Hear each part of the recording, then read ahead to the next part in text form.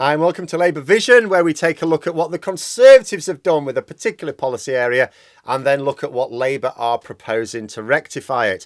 In this episode, with the news being focused on the last few weeks on the tragic state of school budgets and buildings, I'm going to take a look at some of the more topical aspects of education. Let me know your thoughts on how education has suffered under the Tories and where you would like Labour to focus their priorities in the comments below. So let's take a look at the past, first of all, via this chart from the Institute of Fiscal Studies. When Labour were last in power, there were two main types of school building programme. There was the famous Building Schools for the Future, which was a PFI model which certainly had its drawbacks, but was nonetheless scrapped by the Tories in 2010 and not replaced with anything. But that was a programme aimed at schools and colleges who didn't necessarily have an urgent need to replace their buildings, but they just sort of wanted to get ahead of time. When it came to the school buildings left in a dilapidated state by the previous Conservative government, Labour just funded their rebuilding. They just quietly went about rebuilding them. This chart shows an increase in spending on school buildings over the second and third Labour parliaments, and then a sudden drop once the Tories were organising the budgets. The figures shown in the chart are labelled as 2023 to 2024 prices, so inflation has been taken account of. These are real terms budgets. Even the proposed spending on school buildings in this tax year, where the government know that scores of buildings are in danger of imminent collapse, with hundreds of others in need of urgent replacement, their budget is still lower than when Labour had dealt with the urgent cases and were proceeding with a more normal programme of school building replacements. In other words, the Tories' spending in an emergency is still less than the day-to-day when Labour were in power. And it would seem ridiculous to suppose that Labour would not deal with the problem of crumbling schools, that the Conservatives are simply hoping don't collapse on a child until after the election. Because at the moment, that's their plan. It's just like, well, let's just hope it doesn't collapse. Put up a few metal struts to stop the ceiling collapsing and hope for the best. But funding's the issue, isn't it? We know that motivation isn't. Doesn't matter how cynical you are, it's utterly ridiculous to suppose that Labour would not want to rebuild these schools. It's in their interest to have properly funded state education. Apart from anything else, people from ordinary backgrounds who get a good state education tend to vote Labour in large numbers. Simply doesn't make sense for Labour to screw over our education system because they would be strangling off their supply of voters in the future. But how to pay for it? Labour have committed to not increasing borrowing above the levels the Tories have set and also not raising taxes, or at least not directly. Labour have said that they will remove any and all tax breaks that cannot justify themselves to the Treasury, so there will be extra tax revenues without necessarily extra growth. We know that one specific tax break going is the charitable status for private schools, which means that VAT is not applicable to fees. With Labour it will be. And that's reckoned to bring in about £2 billion a year extra. And that alone, without any other tax breaks being removed, would represent a 3.5% increase to the education budget. Just that one thing. But it's not just about the integrity of the buildings, but the way in which schools prepare children for adulthood. Like, frankly, having confidence that schools aren't actually going to fall on top of the children is, I think, the least we can expect of a government. Labour have talked about getting mental health support into schools to help students who are struggling and who, under the current system, end up just being excluded and then poorly equipped for life as adults. Labour have talked of recruiting thousands of new teachers and to reduce their workloads, just as happened under the last Labour government. And they'll have to do it in the same way.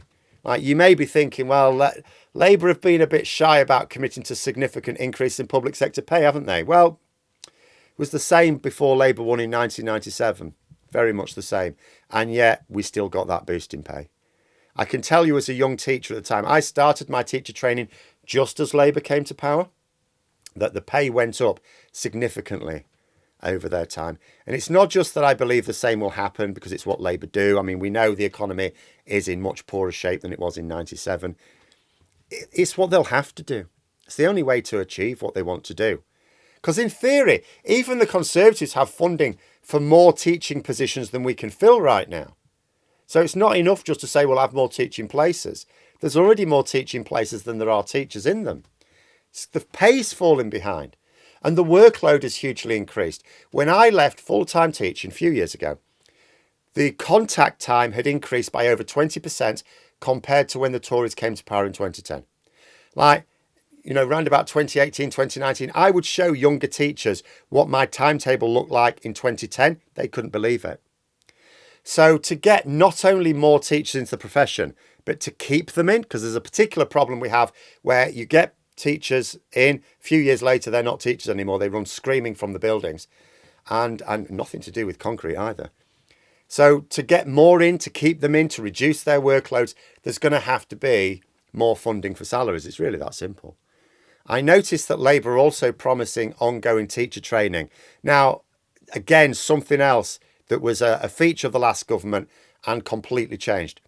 In the first half of my career under Labour, you were expected to go on training courses. And remember, I started my teaching career under Labour. It was just expected.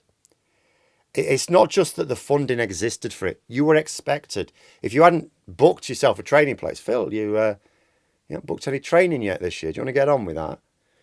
After 2010, all changed, no funding.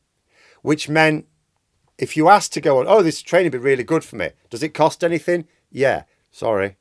If it cost more than basically the travel costs, forget it. You were certainly no longer expected to find training courses to upskill. After 10 years of the Tory, ongoing teacher training, let me tell you what this took the form of. It took the form of training days where you all stay in your school or college and you go to a room where a colleague, maybe someone who teaches something else has gone, I've been playing with this new toy. I'll show you how it works. So there's this thing they've found, taught themselves how to use it, and they'll show the rest of you. And you'll all go, okay, great. Not quite the same thing. But the Tories liked it because it was cheap. There is a policy also to involve local authorities again. The Tories turned the academy programme, which I was never a huge fan of, into a sort of pseudo-privatisation model of schools. Labour proposed to make schools answerable to local authorities again on admissions and inclusivity. And one of my favourites, to have citizenship lessons. Now, we sort of have over the time had things like this, but specifically in this case, teaching personal finance. I would like to think it will also teach how local and national government works as well. There's a real need for that. Absolutely a need to teach practical skills because kids leave school these days. They've got their academic qualifications, right? The content of which most of them have forgotten after a few weeks. But that's all they've got. They've got this academic background, which is, useful for some things. But they know nothing about adulting. They know nothing about managing a budget, getting a bank account, mortgages, rents, how their vote works. There are also policies on sharpening Ofsted up and not before time and putting less stress on teachers with the headline grades, more emphasis on a simpler system which just tells parents how the school's doing. Now, I have to say on that, I'll believe it when I see the details. But I appreciate the focus. It at least recognises that there's a problem with the way Ofsted operates and the way schools are evaluated. It's important for schools to be subject to inspections. You have to make sure that the schools are doing what the government expects of them. But the way they're done is just counterproductive and largely arbitrary. So those are the main Labour policies which stand out for me as a former teacher. But one thing is certain, after a few years of a Labour government, the difference in education will be like night and day. It was last time and it will be again this time. So there we are. If you found the video useful, please click the like button and subscribe to the channel. And until next time, I'll see you later.